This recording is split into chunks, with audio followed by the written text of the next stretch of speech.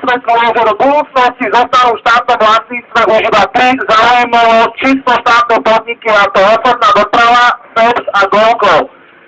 Z nich bude v GOLKO jednoznačne najlukratívnejšie. GOLKO bude mať investičné plány rádovo v miliardách, v niektorých rokoch to bude vychádzať aj na viac ako 10 miliard korun. Je tam priestor pre veľké provízie. Po očakávanej výmene ministra hospodárstva po parlamentných voľbách dôjde aj k výmene predstavenstva a dozornej rady GOLKO. Mali by obsadiť ľudí aj v strednom manažmente, preto je možné, že ak budúci minister hospodárstva neprenikne v GOLKO dostatočne hlboko, tak sa s ľuďmi dosadenými do stredného manažmentu budú dať robiť obchody aj po parlamentných voľbách. Hashtag chce rozšíriť predstavenstvo GOLKO z 3 na 5 členov. Nechajú tam Martina Slezáka a BNO, bohoznáma osoba, Reguli. Predsedom predstavenstva bude Vladimír Rigás.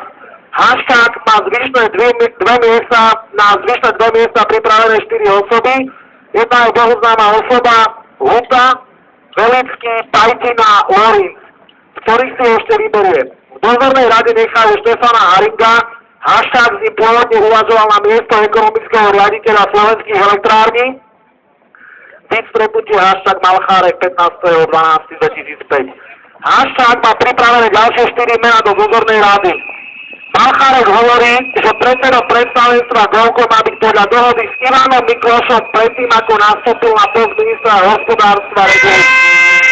Hashtag hovorí Malchárkovi, že to je jeho rezort a Reguli ho má odmietnúť. Malchárek hovorí, že si asi bude mať problém, pretože Miklošovi na to veľmi záleží. Hashtag teda navrhuje, že Reguli bude predseda predstavenstva a Rigás bude generálny riaditeľ. Dozorná rada podľa stanov bude mať tiež malé právomoci. Hashtag navrhuje 7 členov dozornú radu.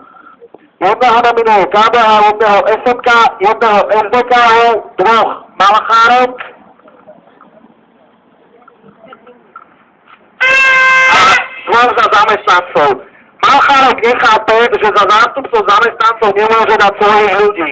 Chudák.